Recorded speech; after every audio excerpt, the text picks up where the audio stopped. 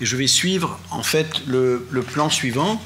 Donc effectivement, le point de vue que j'ai, c'est un point de vue de statisticien. Je ne vais pas le dire très souvent, je pense, quoique on n'est jamais à l'abri de ce type de choses, mais effectivement, je suis un statisticien, et donc le cœur de l'activité en statistique, c'est tirer des données des choses. Donc en fait, notre discipline est depuis longtemps une discipline extrêmement visible sur le plan académique.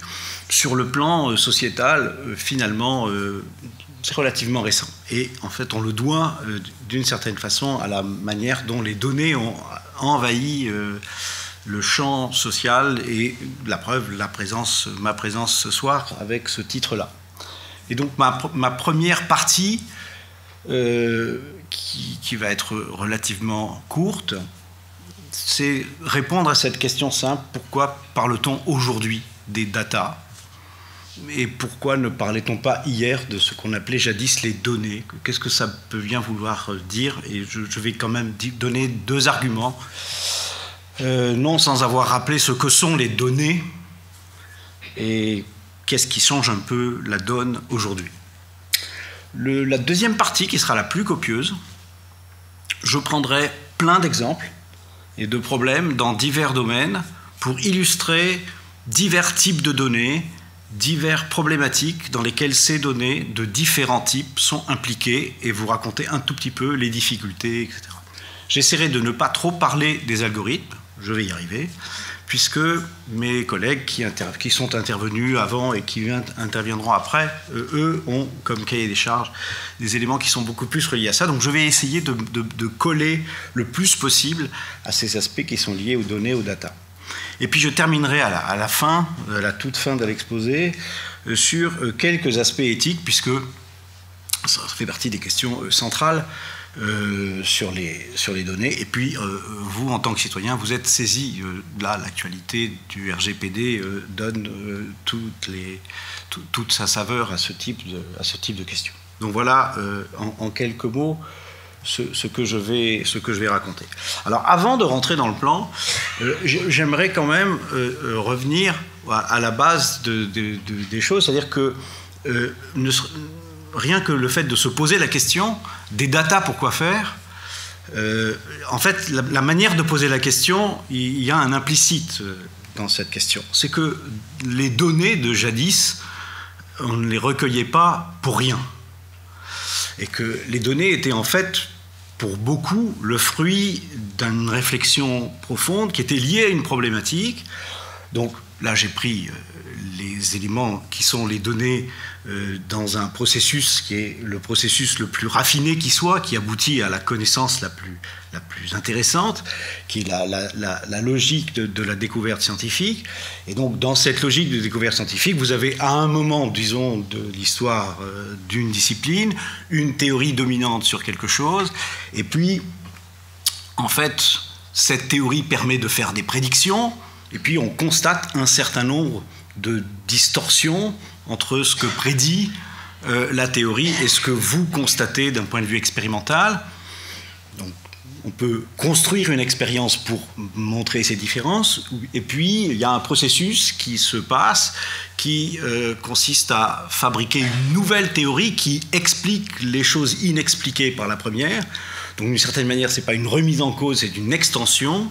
Et donc on construit des expériences et on observe les résultats de ces expériences, et c'est ça qu'on appelait les données jadis, dans le champ de la découverte scientifique au sens étroit du terme, les grandes sciences dures, la physique, etc., mais aussi dans les sciences, les sciences du vivant, par exemple, qui sont des sciences un petit peu plus molles, jusqu'aux sciences humaines, où ce type de choses existe.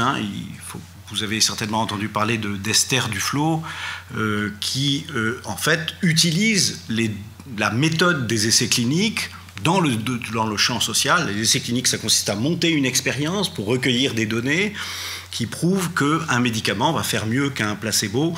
Donc il y a des conditions expérimentales assez sévères, des conditions de recrutement des malades auxquels sont soumis les traitements, et on soumet les deux groupes, le groupe qui va recevoir un placebo et le groupe qui va recevoir le médicament, et il y a un protocole scientifique serré qui recueille ces données de façon à ce qu'on décide d'administrer le médicament à l'ensemble, de le rendre disponible à la population. Esther Duflo a transporté ce type d'approche dans le champ social. Par exemple, on va essayer de faire 2 groupes d'élèves, toutes choses égales par ailleurs. L'un sera soumis à une méthode de lecture à 12 élèves par classe, d'autres à des conditions différentes. Bref. Bon, donc, mon point n'est pas ici de détailler cet aspect-là. Je vais vite l'écarter. C'est pour ça que j'en parle dès le début. C'est qu'en fait, ces données-là, qui sont en fait l'iceberg de données sur lequel nous vivons et qui font largement partie du travail, de mon travail aujourd'hui, c'est-à-dire qu'il y a beaucoup de questions qui sont liées à ces données. J'y reviendrai en fin de mon ensemble de problèmes sur les données de la statistique publique pour vous donner un exemple de données qui ne sont pas des simples mesures, mais qui sont des données construites. Donc ici, l'une des façons de voir les différences, on peut écouter des phrases qui sont... Donc là, j'en ai pris une de quelqu'un qui est sociologue, qui est Valérie Peugeot, qui est sociologue à Orange Lab. Donc elle est sociologue, mais dans un environnement qui est un environnement de data. Et elle dit la phrase suivante: l'analyse des données massives participe en profondeur à un changement de rapport à la connaissance. Donc en fait, ça, c'est le point sur lequel je vais terminer cette partie. Le premier exemple que je voudrais prendre, c'est les télescopes. Donc ça, c'est vraiment des données de nature scientifique qui intéressent beaucoup de citoyens, mais de loin en loin. Et pour vous donner un premier ordre de grandeur, je ne vais pas abuser de ces pétaoctets, etc. Mais par exemple, le programme, en 8 ans, le programme SDSS, qui était un grand programme d'observation astronomique, enregistré donc sur la période globale des 8 ans, 140 téraoctets d'images, peu importe, ça fait beaucoup d'images, l'équivalent de plus de 70 fois les livres de la BNF en disant les choses grossièrement. Et bien, le nouveau télescope, dont vous avez une image, qui n'est pas une image en fait, qui est une création, qui est ce que devrait être ce télescope dans quelques mois, là, puisqu'il va bientôt rentrer en service, va recueillir l'équivalent de ces données, donc des données de 8 ans en simplement 5 jours, pour acquérir le même volume. Donc, même dans les données classiques, en fait, la croissance, le caractère massif des données est de plus en plus prononcé. Deuxième exemple, dans la quête du boson de Higgs, le collisionneur LHC a amassé chaque année près de 15 pétaoctets de données, l'équivalent de plus de 3 millions de DVD. Bon. Les DVD, on sait à peine ce que c'est. 3 millions de DVD, on voit pas ce que... Alors ça représente à peu près, si je ne me suis pas trompé, mais quelque chose comme une dizaine de fois la hauteur de la tour Montparnasse en DVD. Bon, je ne suis pas plus parlant, mais... Bref, ça fait beaucoup. Mais en fait, j'ai pris ces exemples, non pas parce qu'ils vont me servir à quoi que ce soit, ça paraît énorme, et c'est énorme. Mais en fait, ça n'est rien par rapport à la profusion de données qui vont être produites par ce qu'on appelle aujourd'hui les data. Donc c'est ça mon deuxième point. Donc voilà quelques éléments qui nous sont fournis ici par la Banque mondiale, enfin divers. Donc ce que vous avez dans le graphique qui est là, qui est en anglais, excusez-moi, hein, qui est le nombre d'individus en 2020 qui auront un téléphone mobile. Donc, vous voyez, c'est 5,4 milliards. Donc, le deuxième, c'est le nombre de gens qui auront l'électricité, 5,3 milliards. C'est-à-dire qu'en 2020, il y aura plus de gens qui auront un téléphone que de gens qui auront l'électricité. Et 5,3 milliards, ça représente beaucoup de gens. La population mondiale en 2020, on estime qu'elle fera à peu près un petit peu au-dessus de 7 milliards. Et parmi ces 7 milliards, il y aura un peu plus de 5 milliards d'adultes. Donc, en fait, en 2020, on considère qu'à peu près 80% des adultes au monde auront un téléphone portable. Donc, c'est des chiffres qui donnent une idée aussi c'est à la fois des choses qui vont permettre d'échanger les données, donc de recevoir de l'information, d'en émettre, etc. On peut regarder les choses sur un aspect un peu temporel, c'est-à-dire quelle est la croissance. Donc ici, ce que vous avez sur ce graphique, c'est le nombre d'utilisateurs de smartphones. La première année ici, c'est 2009, et la dernière année est une projection, c'est 2020. Donc vous voyez la croissance ici. Mais ce qui est intéressant, c'est qu'on passe d'à peu près 500 millions de personnes avec un téléphone à près de 7 milliards. Et la croissance est la plus vive vous voyez dans ce deuxième graphique, là, l'évolution entre 2000 et 2008. Ce qui est en bleu foncé, c'est les pays en développement, et en bleu clair, c'est les pays développés. Donc il y a une croissance des pays développés, mais qui est modérée. Et vous voyez que, en fait, la diffusion se fait essentiellement dans le monde des pays en développement. Donc ce point-là, ce n'est pas un point quantitatif, c'est une technologie. On se dit, mais c'est très peu de choses, bon, c'est pas très important.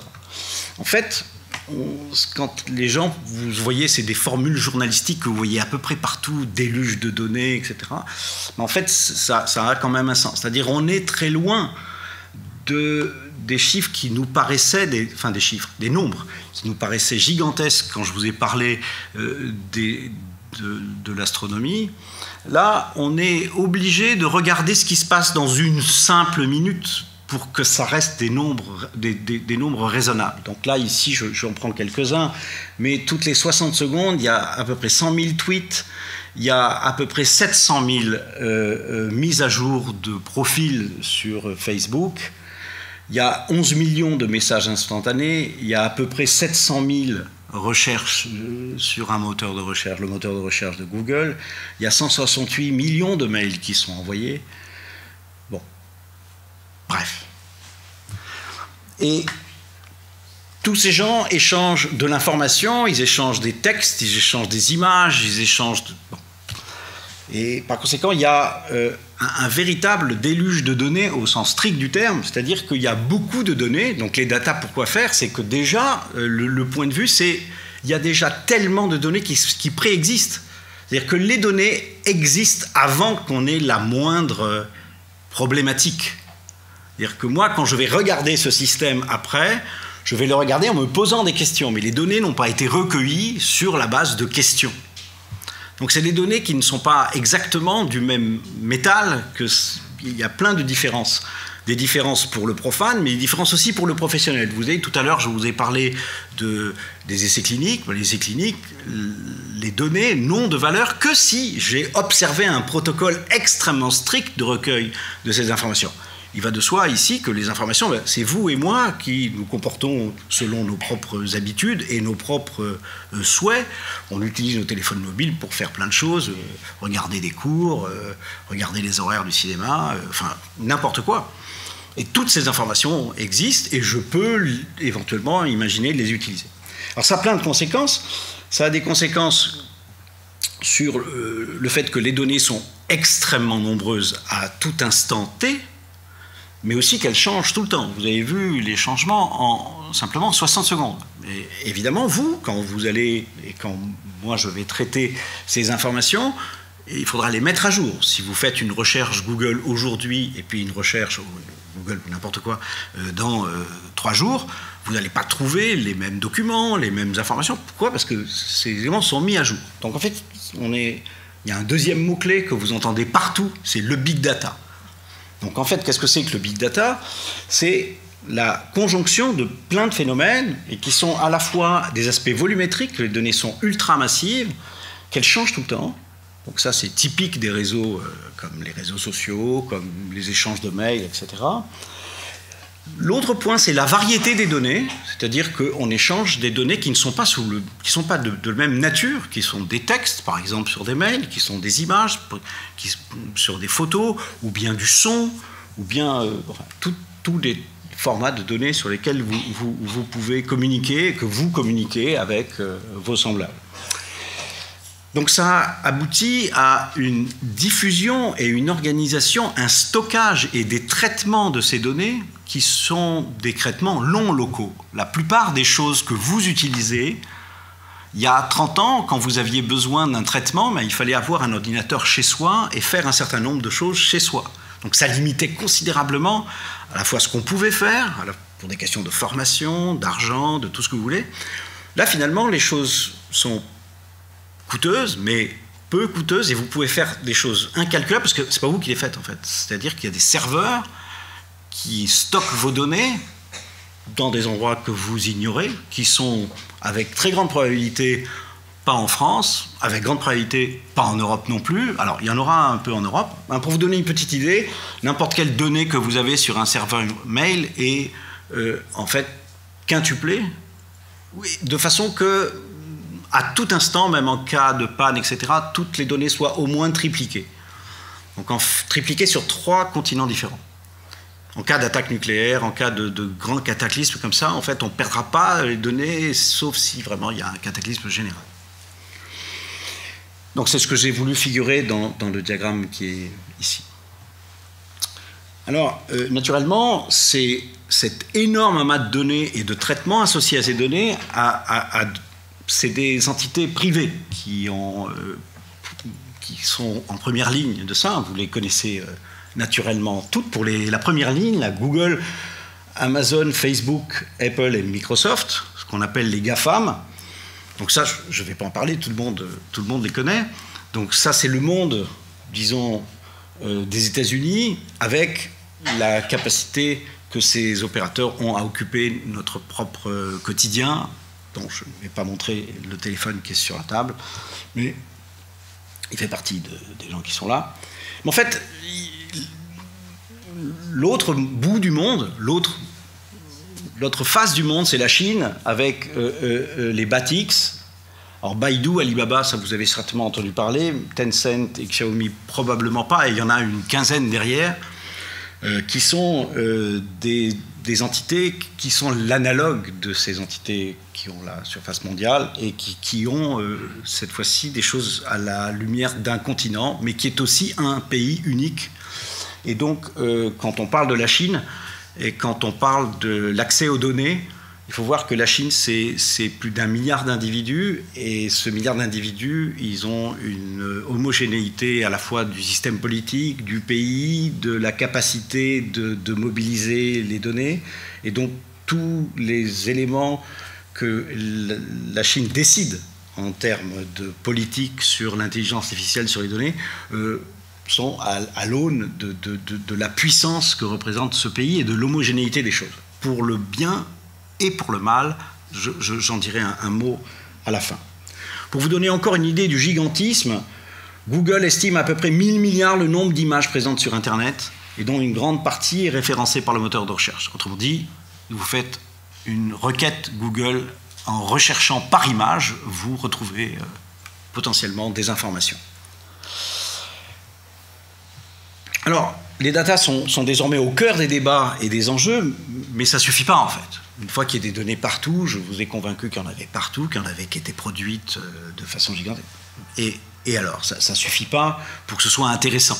Donc on parle de data déluge, de nouvel or noir. Alors ça, c'est un peu différent parce que le pétrole, ce qui est intéressant, c'est pas tellement qu'il existe, c'est qu'on arrive à l'extraire et qu'on arrive à en faire quelque chose et que notre société, en fait, fonctionne sur ça. Donc quel est le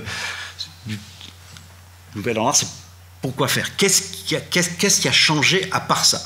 Ben, ce qui a changé à part ça, donc je vais employer un mot qui sera précisé dans les conférences d'après, mais ce qu'on appelle l'intelligence artificielle, disons, les méthodes aujourd'hui, toutes les méthodes dont on parle, on les met dans un gros paquet qui s'appelle l'intelligence artificielle.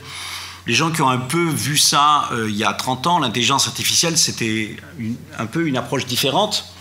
C'était un paradigme dans lequel on essayait de capturer, sous une forme qui était des règles de production, des règles logiques, enfin, on faisait des entretiens avec des experts et on essayait de synthétiser la connaissance d'un expert par des règles de la forme, si un certain nombre de conditions sont vérifiées, alors telle conclusion peut être tirée, et puis on enchaînait comme ça des faits qui venaient de l'expérience avec ce type d'inférence, et on faisait de l'inférence qui mimait des sortes de raisonnements à très haut niveau, et donc on avait appelé ça les systèmes experts, qui étaient des machines il y avait des langages informatiques comme Prolog, etc., qui étaient spécialisés pour coder ce type d'information, et ça fonctionnait un peu, ça mimait un certain raisonnement. Donc vous voyez que les données, là, avaient un rôle, bien entendu, mais ce qui était le cœur de la connaissance, c'était des règles de production proches, en fait, d'un niveau d'abstraction important. Et donc c'était une vision relativement structuraliste des choses. On essayait de comprendre un domaine et donc de le structurer en concept avec un certain nombre de règles de production, etc. Aujourd'hui, la perspective est tout à fait inversée, en fait. C'est-à-dire que ce sont les données qui pilotent le système. Et donc, on ne regarde pas les choses dans une approche qui est abstraite et de descendre vers les données en dernier recours pour appliquer la codification de la connaissance que l'on a pu acquérir. C'est des données que arrivent à sourdre quelque chose qui est utile, efficace. Est-ce que c'est de la connaissance? Donc c'est ça qui était la conclusion ici. Quelles sont les évolutions? Est-ce qu'il y a vraiment une révolution? À quel point le déploiement de ce que certains appellent les mégadonnées est-il porteur de véritables ruptures? C'est effectivement là-dedans quel est l'effet de mode et quels sont les changements radicaux. Donc c'est ce que je vais essayer de maintenant brosser rapidement au travers de beaucoup de domaines. Donc je vais brosser des domaines que vous connaissez très bien, parce que si je ne les mentionnais pas, ce ne serait pas bien, vous seriez un peu déçus. Mais je vais aussi essayer d'aller vers des choses que probablement peu d'entre vous ont entendu parler. Donc je vais prendre quelques exemples. Alors 3 exemples très simples qui, normalement, pour ceux d'entre vous qui ont un smartphone ou qui utilisent une tablette avec les fonctions de base, c'est-à-dire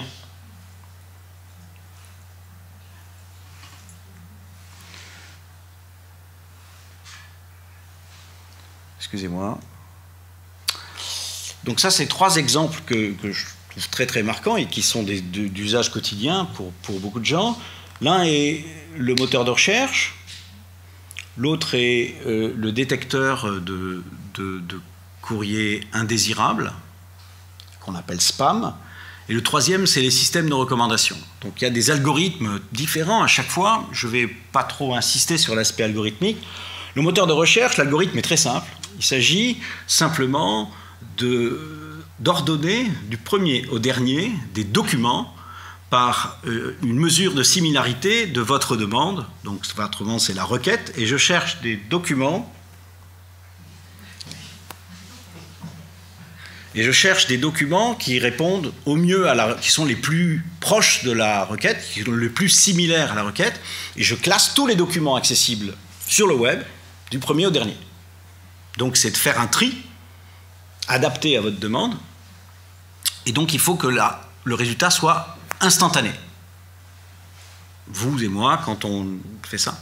Donc vous voyez que les traitements qui sont derrière sont assez impressionnants, puisqu'effectivement c'est instantané.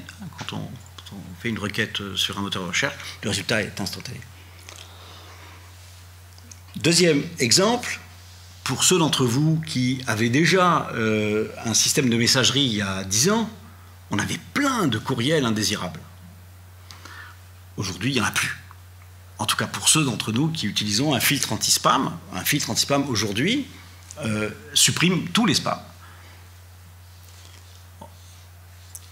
Il faudra en changer. Alors ça, c'est des méthodes statistiques classiques qui sont utilisées pour faire ça. Les systèmes de recommandation, ça c'est très intéressant parce que c'est des choses qui sont nées avec les nouvelles problématiques. C'est-à-dire que les data, les nouvelles données, ont donné des nouveaux problèmes scientifiques, etc. Donc, qu'est-ce que c'est que les systèmes de recommandation? C'est de faire des choses qui sont adaptées à vos goûts. Et donc, alors bien sûr, vous pouvez être quelqu'un qui arrive pour la première fois sur un site. Vous achetez un livre sur ce site et on va tout de suite vous proposer plusieurs livres en vous disant les gens qui ont aimé le livre que vous venez d'acheter ont aussi aimé tel et tel et tel livre. Et en fait, bon, alors c'est assez désagréable. C'est-à-dire qu'on trouve ça extrêmement agréable quand c'est le libraire vers lequel on va et qui nous connaît et qui se permet ce type de privauté. Mais là qu'une machine arrive à donner des choses finalement parfois assez pertinentes, en tout cas, ça fait partie des exemples qui aujourd'hui sont de l'usage courant. Je vais continuer sur cette veine et je vais, parce que je ne peux pas ne pas mentionner ça, sur les aspects qui sont liés au marketing et l'individualisation de l'offre. Alors aujourd'hui, vous avez des choses subtiles, donc là ce dont je viens de parler est relativement subtil au sens où finalement, là ce qu'on a fait, c'est qu'on a adapté à votre propre parcours, c'est-à-dire qu'on ne vous a pas soumis une pub qui est comme on faisait avant sur les méthodes de ciblage, c'est-à-dire qu'on définissait une population et puis à cette population on envoyait un message, le même message pour tous les individus de ce segment de population identifié, et on recevait ce message en général par courrier, il partait assez souvent à la poubelle, etc. Là l'idée, l'utilisation du big data en marketing, de ce type de données qui sont en fait les données qui correspondent aux pages sur lesquelles vous allez, aux clics que vous faites, au parcours, aux achats que vous avez faits, l'ensemble des traces numériques, dans l'interaction entre un client et une entreprise. Donc ça peut être physique, hein. Par exemple, vos traces numériques lorsque vous allez dans un supermarché, que vous avez une carte de fidélité, en fait, on peut suivre comme ça votre consommation au travers des différentes... l'analyse des tickets de caisse est un problème d'intelligence artificielle et de machine learning ultra connu qui permet d'analyser les choses et de savoir que, par exemple, en général, quand on achète des spaghettis, on achète souvent une sauce, etc. etc.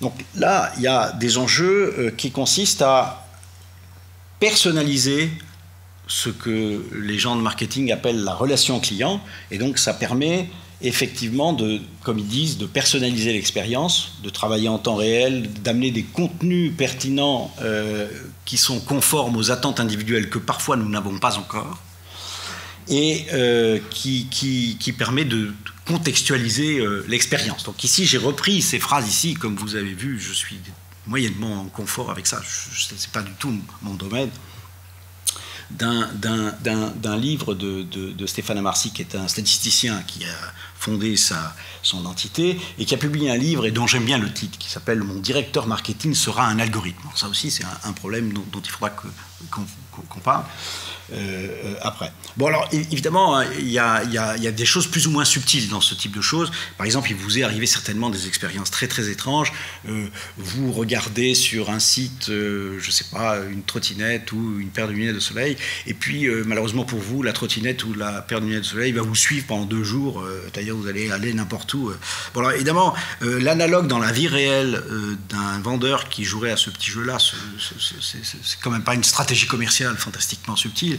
Donc, vous le voyez de moins en moins ça, parce qu'il y a tous les jours sur ces techniques-là des choses mathématiquement très subtiles qui sont faites, qui se rapprochent un peu de ce qui se passe sur les marchés financiers. En fait, d'estimer le prix auquel il faudrait vous proposer les choses. Donc là aussi, c'est l'hyper-individualisation. Aujourd'hui, le prix d'un billet, le prix d'un billet de quelque chose, d'une pièce de théâtre, c'est à peu près stable. Un billet d'avion, c'est instable. Pour un individu fixé à des moments donnés, c'est différent, mais pour 2 individus au même moment, ça peut aussi être différent. Donc c'est des notions qui font que finalement, c'est difficile de partager une notion de prix, elle est... Bon. Et c'est des éléments qui interviennent, qui sont rendus possibles et acceptables dans ce marché-là. Pourquoi c'est acceptable? Parce que chacun d'entre nous l'accepte, parce que de temps en temps, on bénéficie de rabais considérables. Donc on est prêt à consentir cette sorte d'opacité sur les algorithmes qui sont derrière. Les données de santé, là aussi, ça fait partie des choses qui sont classiques et dans lesquelles les données, au sens premier que j'ai mentionné, étaient très importantes. J'ai déjà donné quelques exemples.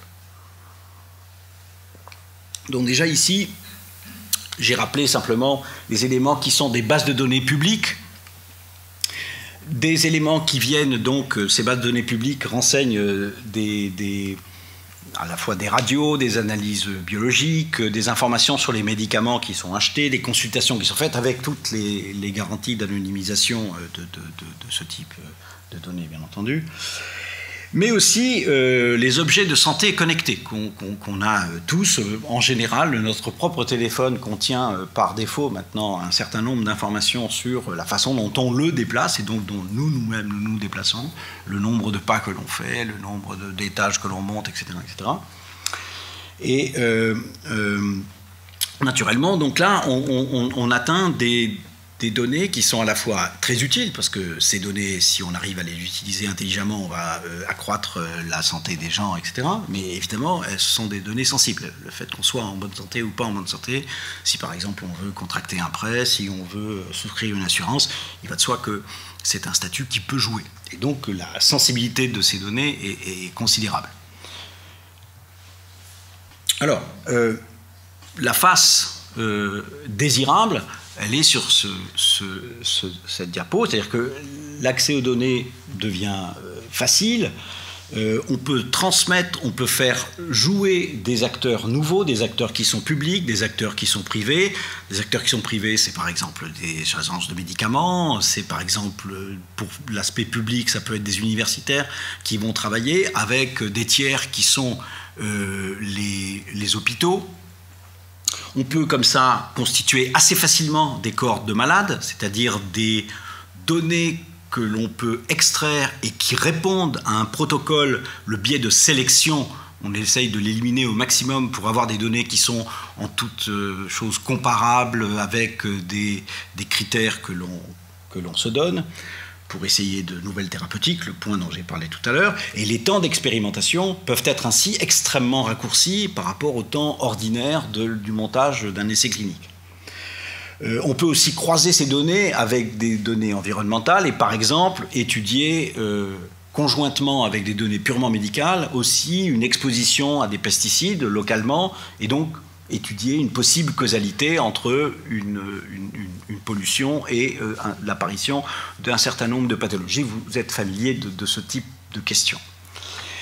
Et naturellement, ça ouvre la possibilité de nouvelles politiques publiques de prévention, d'éléments qui sont en toute chose désirables.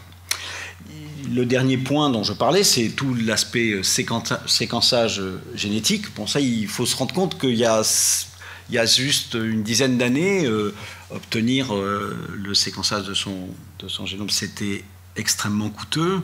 Aujourd'hui, ça ne coûte plus rien. Vous pouvez faire ça avec quelques dizaines d'euros. Alors, le point ultime, les datas, où sont les datas là-dedans? Ben, les datas, donc j'ai pris un exemple sur un article tout récent sur la médecine connectée pour le diabète. Donc le diabète touche pas mal de gens et c'est extrêmement prégnant, c'est-à-dire qu'il faut surveiller son état de manière quotidienne, tout le temps, à l'intérieur d'une journée. Enfin, c'est pas juste quelque chose qu'on fait le matin, etc. Il faut évaluer sa glycémie, il faut prendre des traitements, adapter son alimentation et son mode de vie, faire des dosages, et puis avoir une alimentation adaptée à la lecture autonome de ces dosages. Là, on peut imaginer que les gens soient équipés d'objets connectés qui leur facilitent la vie, en fait. Donc, surveillent à leur place,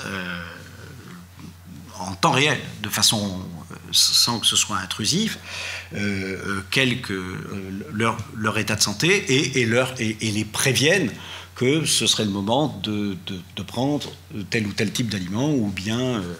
Donc là, vous avez sur la partie droite du tableau des objets connectés, et pas seulement des objets connectés. Hein. Par exemple, vous avez une balance connectée, ça ne veut pas dire qu'on se balade avec sa balance tout le temps, mais que la balance elle-même peut être connectée, et donc vous montez dessus et vous avez tout de suite un suivi de l'ensemble de votre histoire, des chaussettes connectées, une montre connectée, des applications qui vous permettent d'accéder à des centres de médecine, à des conseils. Vous avez des éléments qui vous permettent de directement contrôler votre rythme cardiaque. Vous avez des lecteurs instantanés de glycémie, ça c'est fondamental. Donc ça, vous le voyez, il y a beaucoup de diabétiques qui sont équipés de ce dispositif. Des lentilles de contact connectées qui permettent directement de regarder les niveaux de glucose, etc., etc.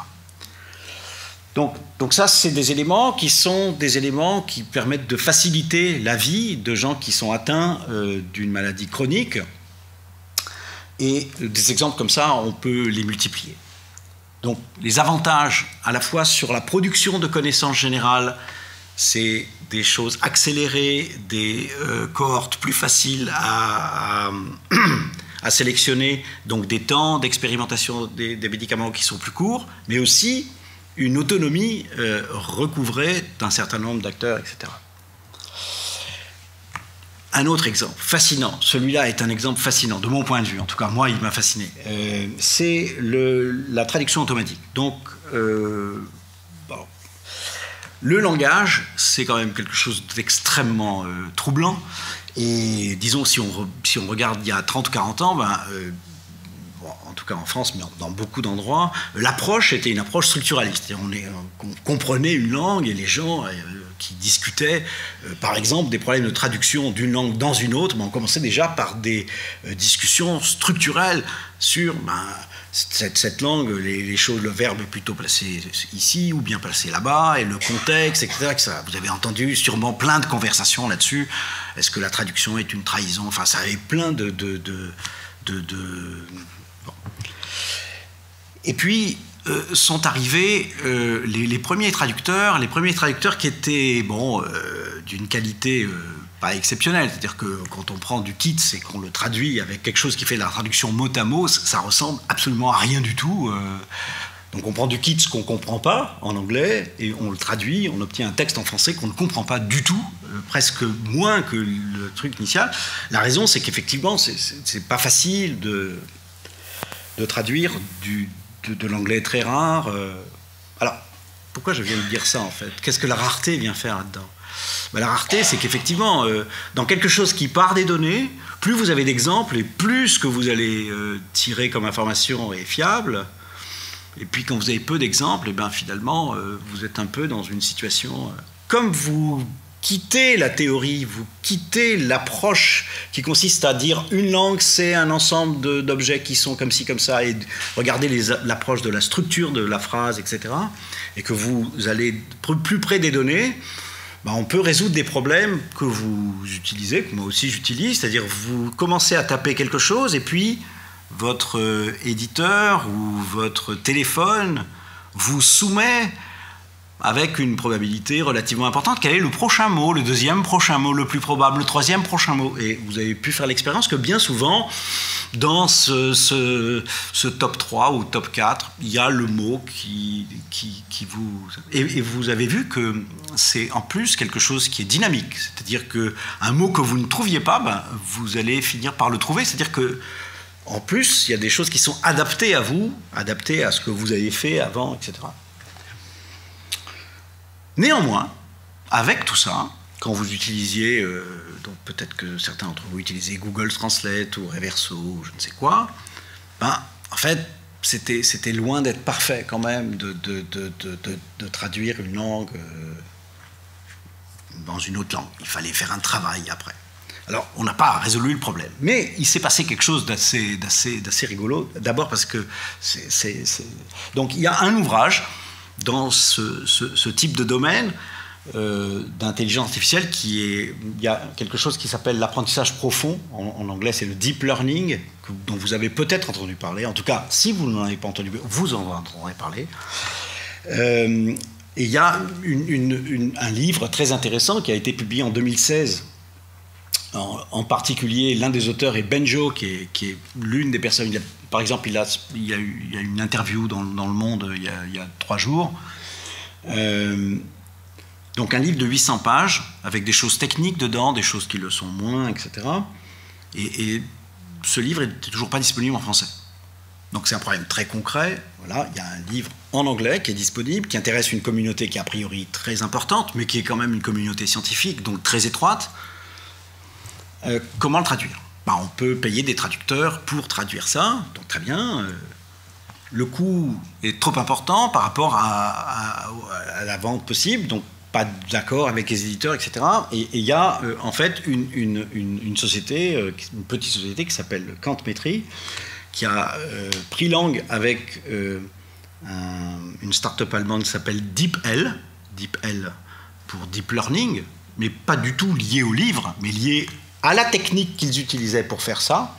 Et peut-être que vous avez utilisé les services Internet de quelque chose qui vous donnait des traductions, qui s'appelle Lingway, qui vous donnait en fait, pour un couple de langues parmi 7 langues, tout un tas d'énoncés dans lesquels figuraient les quelques mots ou la phrase. Donc c'était un petit peu sur la stratégie ça vous donnait la meilleure paire d'énoncés. Donc c'était des vraies phrases complètes, c'était pas des mots, des vraies phrases complètes dans lesquelles apparaissaient les mots, le mot ou bien les mots de la phrase que vous avez soumise. Donc ça c'était très bien parce qu'on voyait l'usage, on voyait des exemples, des contre-exemples, des choses qui ressemblaient, des choses, on pouvait voyager dans les acceptions.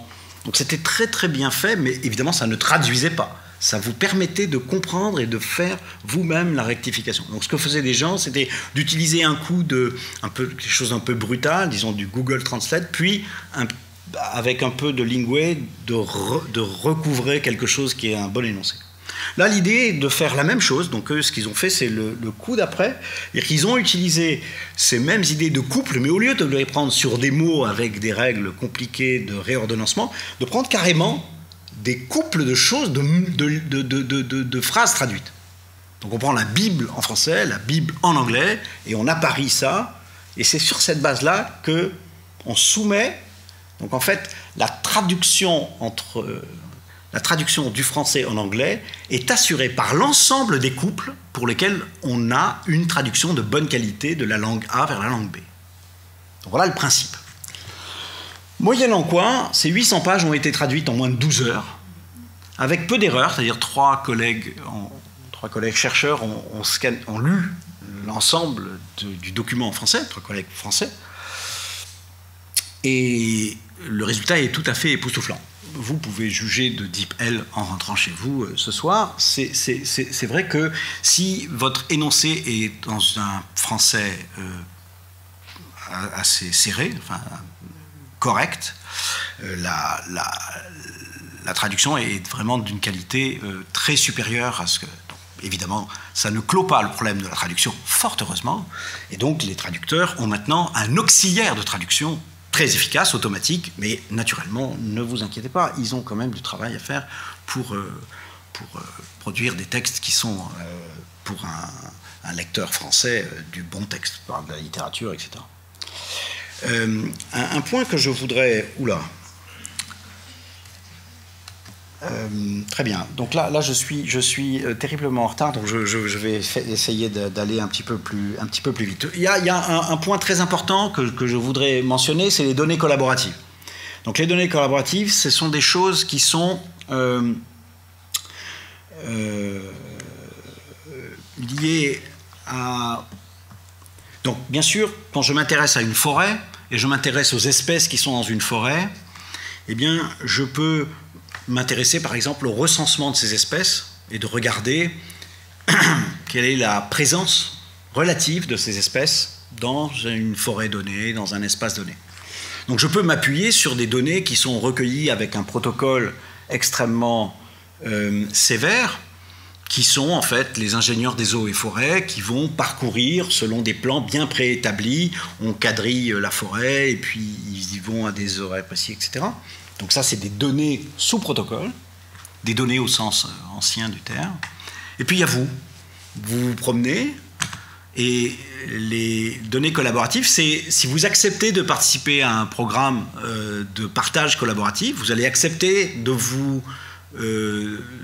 d'utiliser une application, vous voyez un oiseau, vous prenez une photo de cet oiseau et puis vous décrivez l'événement. Il était 9h22 à tel endroit, j'ai pris cet oiseau, ou bien c'est un message textuel, j'ai vu une mésange, j'ai vu un épervier, j'ai vu je sais pas quoi.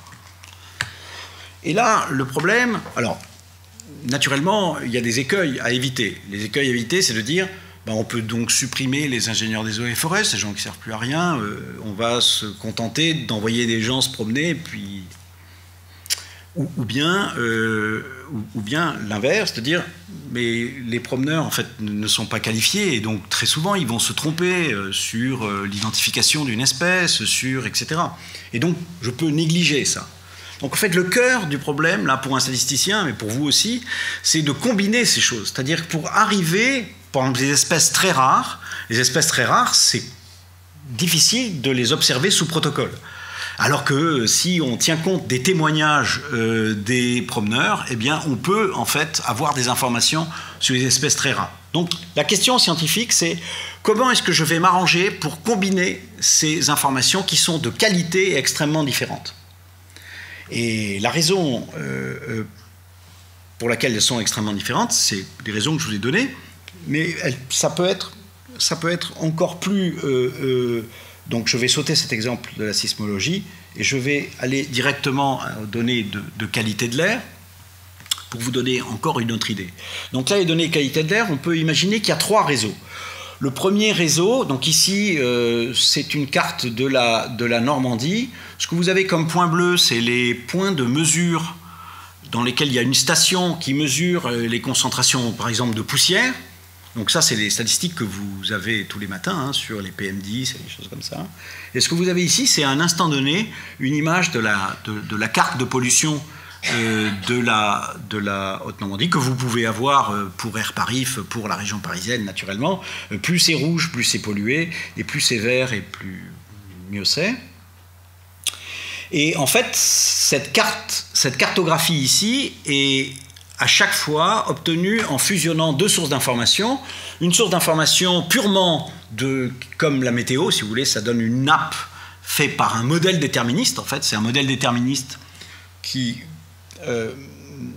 simule la dynamique des masses d'air et la dynamique des polluants et des émissions et qui donne une carte. Et cette carte est corrigée par des observations qui sont dans les points bleus. Oublions cette technique.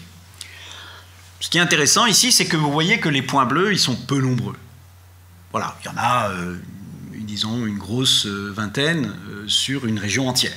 Donc on peut se considérer que entre les choses, il n'y a pas de mesure. Donc on interpole par un modèle, mais on n'a pas de mesure. Et donc l'idée, c'est d'accroître ces mesures. Comment on pourrait faire? Donc, pour vous donner une idée, donc là, le réseau fixe de haute qualité, il est très épars, et chaque capteur coûte plusieurs dizaines de milliers d'euros. Et il y a des gens qui le réétalonnent régulièrement, etc., etc. Donc ça, c'est des données sous protocole qui sont chères à obtenir, mais qui sont de grande qualité. Il y a un deuxième réseau. Alors, en région parisienne, là, à Paris, il y a un réseau qui est des microcapteurs qui sont sur les camionnettes d'Engie et qui se déplacent. Dans certaines villes, c'est des réseaux fixes qui sont mis à tous les feux rouges. Un microcapteur, ça coûte quelques dizaines d'euros. Donc, c'est très peu cher. Évidemment, l'information est de beaucoup plus faible qualité.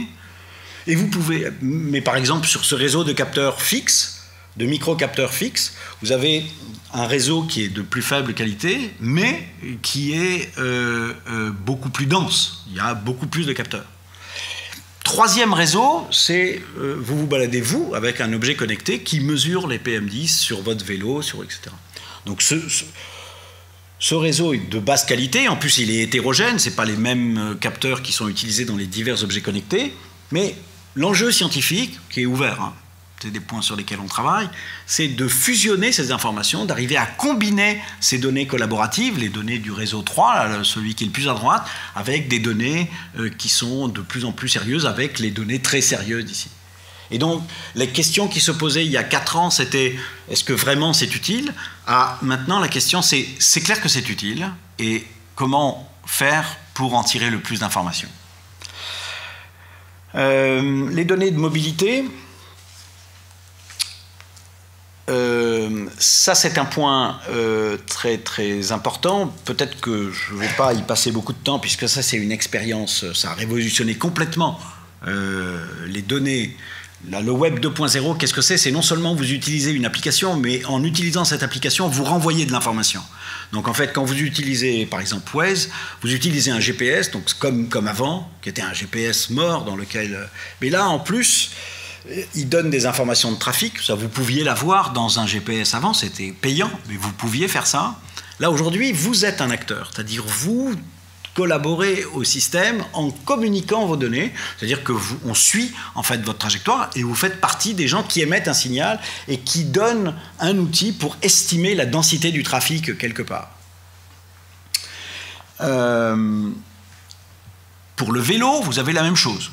Aujourd'hui, vous avez de plus en plus de services. Alors, à Paris, vous êtes bien placé pour suivre ces évolutions-là. Vous avez vu que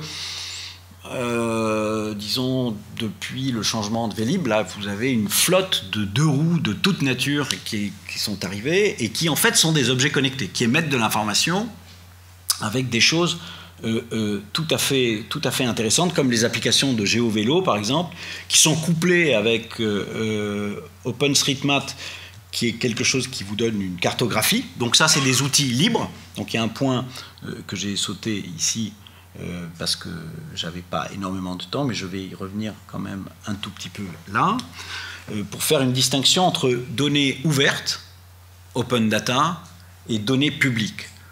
Alors évidemment, il y a beaucoup de données publiques qui sont ouvertes, parce que ça a été une directive de faire que les entités collectives, les collectivités territoriales rendent public aux citoyens un certain nombre de données publiques et les rendent ouvertes.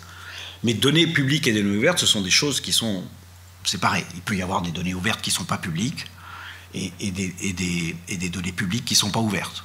Des données publiques qui sont confidentielles parce qu'elles vous concernent, par exemple. L'INSEE ne peut pas transmettre les informations publiques qu'elle a reçues lors du recensement, qui n'existent plus, mais qui...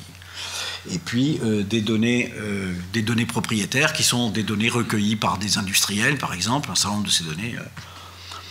Mais les données ouvertes, vous pouvez évidemment avoir des industriels qui transmettent une information. L'exemple typique, c'est Citymapper. Citymapper, c'est fait avec les données que fournissent les opérateurs de transport.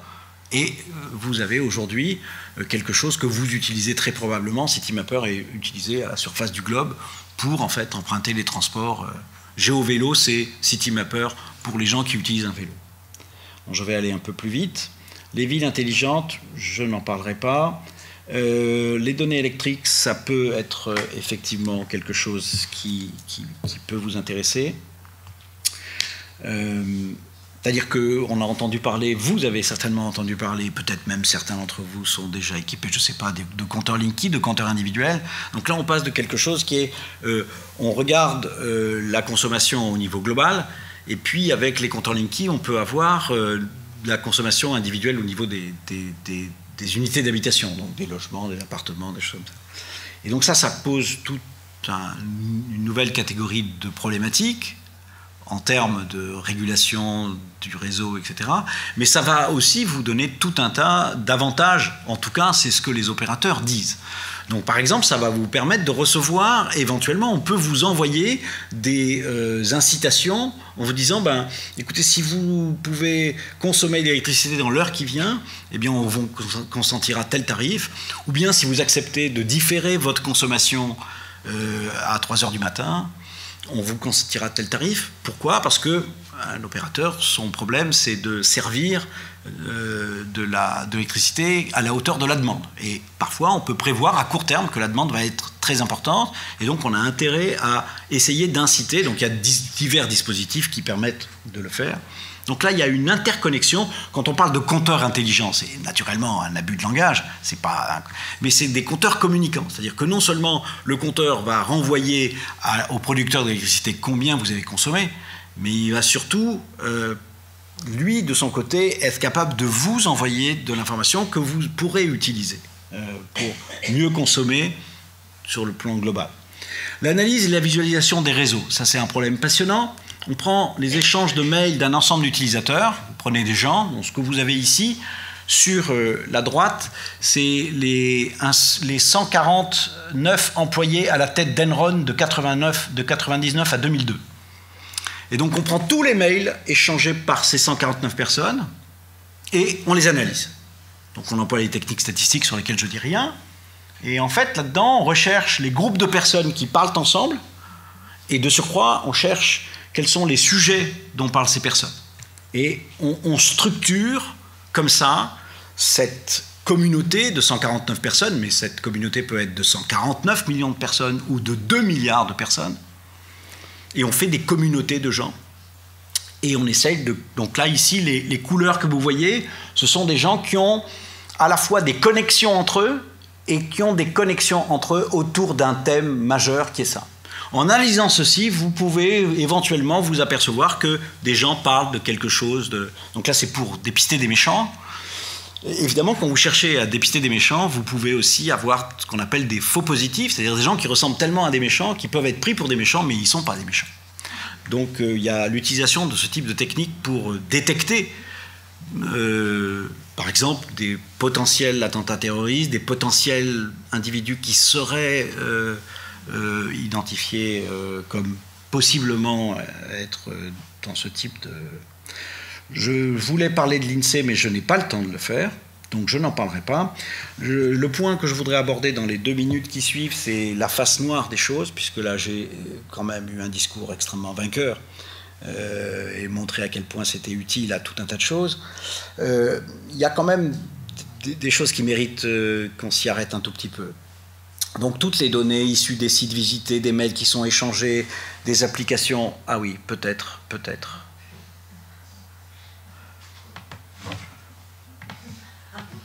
Ah là là là là là là. Au secours.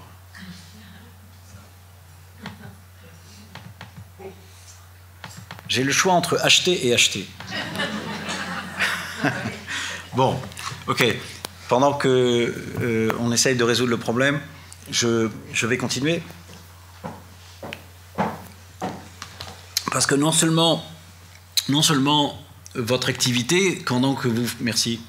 Pendant que vous utilisez votre téléphone et votre ordinateur, ben, vous recevez des informations. Là, malheureusement, je n'aurai pas le temps d'en parler, mais tout un tas d'objets connectés dans votre propre maison, en fait, n'envoient pas nécessairement aujourd'hui beaucoup d'informations. Bon, les caméras de surveillance, oui, puisque c'est vous qui les installez, les alarmes, les volets, les thermostats, mais aussi les téléviseurs. Donc la plupart des téléviseurs qu'on achète aujourd'hui, en fait, ils sont connectés. Vous pouvez désactiver l'ensemble des fonctions pour qu'elles ne renvoient aucune information, mais en fait, ça peut vous filmer, ça peut communiquer ces informations. Et il y a aussi les informations de l'espace public. Par exemple, à Londres, l'ensemble de la ville est sous vidéosurveillance. Donc, il y a une expérience qui a été tentée à la BBC, que j'aime bien citer, c'est il a fallu 7 minutes pour retrouver un journaliste qui se promenait dans les rues. Donc ça veut dire, il y a d'autres choses plus fascinantes, c'est-à-dire que si vous pensez à n'importe quelle information vous concernant, qui serait anonymisée, donc on a effacé votre nom, etc., absolument rien qui peut, en supposant qu'on ait fait une anonymisation parfaite, si on donne l'information supplémentaire qui est votre trace, par exemple, la trace de vos déplacements, la trace de votre téléphone, vous êtes identifié en quelques secondes. N'importe lequel d'entre nous, pour n'importe lequel d'entre nous, on arrive à déterminer quelqu'un. Faites le petit raisonnement, à quelle heure vous rentrez chez vous, qu'est-ce que vous faites à 4h30. Rapidement, on saura si vous avez des enfants, si vous n'en avez pas, si ceci, cela. Pire encore, les assistants vocaux. Alors ça, c'est extraordinaire, puisque ça, c'est des objets que vous posez, puis vous parlez librement, et eux interprètent absolument... Et la raison, c'est pas seulement c'est pas que des aspects qui sont négatifs. Hein. Ça peut être une libération phénoménale pour des gens qui sont aveugles, par exemple, qui n'ont pas de mobilité. Donc ils ne peuvent pas faire de courses. Et là, ils peuvent tout commander en parlant. Donc il y a des potentialités absolument fantastiques. Mais la face noire, c'est que finalement, votre conversation est envoyée à un serveur quelque part distant et qui va analyser l'ensemble de ces informations et vous faire des propositions. Attention, vous avez un rendez-vous dans 3 quarts d'heure, très probablement vous allez arriver en retard, est-ce que vous voulez que j'envoie un message, blablabla, etc. Le crédit social. Alors ça, c'est quand même... donc ça, c'est la face noire de l'Internet chinois, c'est-à-dire qu'il y a un grand programme du gouvernement chinois qui est de mettre en place un système de crédit social. À terme, il s'agit de donner à tout citoyen une note sur 350. Et tout sera scoré. y compris les éléments sur le comportement que vous pouvez avoir lors des achats en ligne, vos habitudes de consommation, la manière dont vous êtes perçu par les tiers avec lesquels vous êtes en rapport au travail, dans votre vie personnelle, dans votre vie de consommateur, etc., etc. Mais nous aussi, on nous demande parfois, lorsqu'on utilise certains services, notre appréciation sur la personne à qui on a acheté ou à qui on a vendu, ou etc. Quand vous êtes dans un supermarché, on vous demande si vous êtes satisfait, pas satisfait, etc. Ces données, en fait, on nous transforme en auteur de tout un tas de choses. Et donc, l'ubérisation et le crédit social, et ça entretient des rapports, disons, troubles qui peuvent nous... Donc je n'ai pas le temps, et comme je tiens absolument à ce que vous puissiez poser des questions, je vais m'arrêter dans 30 secondes. Non, je vais respecter le temps, ne vous inquiétez pas. Je vais simplement donner les têtes de chacun des points que j'avais prévus là.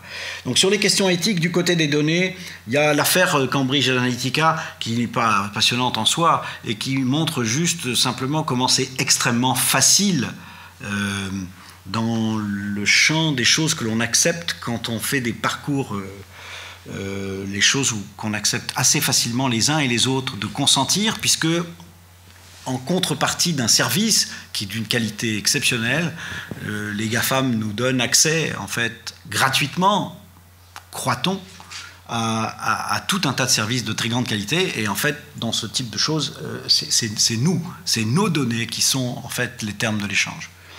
Et dans Cambridge Analytica, donc là, il y a autre chose, mais bon. Le RGPD, c'est un point important parce que ça n'a pas changé grand-chose. Disons, il y a des droits nouveaux comme la portabilité de vos données, ça c'est un point très important. Mais sinon, les garanties dont nous bénéficions auparavant par la CNIL étaient semblables en fait. Mais ce qui a changé, c'est la hauteur de l'amende. Donc la hauteur de l'amende est passée à quelque chose qui est jusqu'à 20 millions d'euros, donc qui pour les GAFAM ne représente rien du tout, mais qui peut être majoré pour une entreprise à 4% du chiffre d'affaires annuel mondial. Donc là, ça commence à être un tout petit peu différent. Donc par exemple, pour Google, c'est entre 11 et 20 milliards d'euros. Donc c'est des sommes importantes. Du coup, sur le RGPD, les enjeux sont... Il y a des nouveaux textes qui vont arriver, qui vont compléter le RGPD. Malheureusement, la noblesse des buts que l'on poursuit ne garantit pas qu'on ne soit pas condamné. Et malheureusement, la première victime du RGPD, enfin la première victime, la première entité qui a été condamnée est un hôpital portugais, pour une somme de 400 000 euros, qui pour les GAFAM ne représente rien, mais pour un hôpital portugais, beaucoup.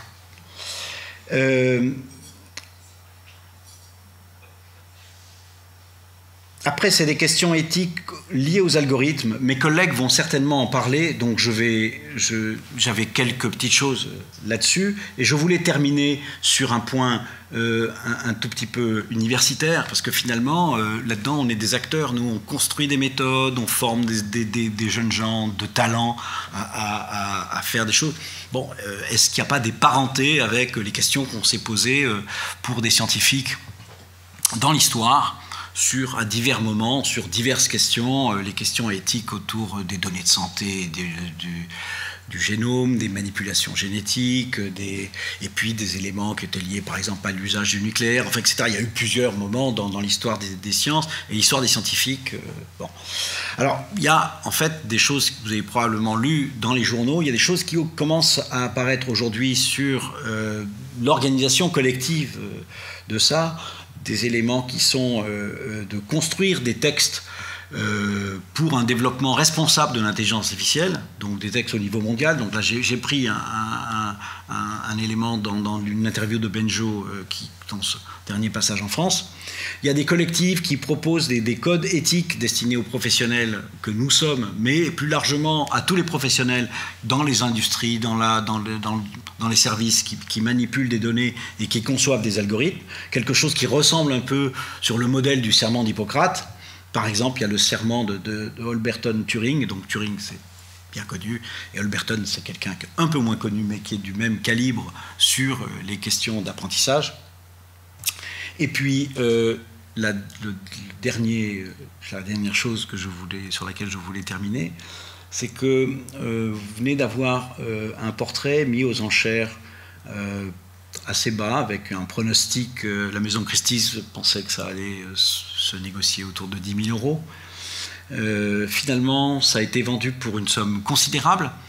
C'est le premier portrait. Alors, vous l'avez ici, hein, ça n'est pas flou, hein, c'est ça en fait. Hein. Donc, mais ça a été intégralement fait par un algorithme. Je vous ai mis ici un tout petit peu le principe de l'algorithme, mais ce n'est pas ça qui est important. Ce qui est important, c'est mais quelle était la donnée là-dedans? Qu'est-ce que ça veut dire?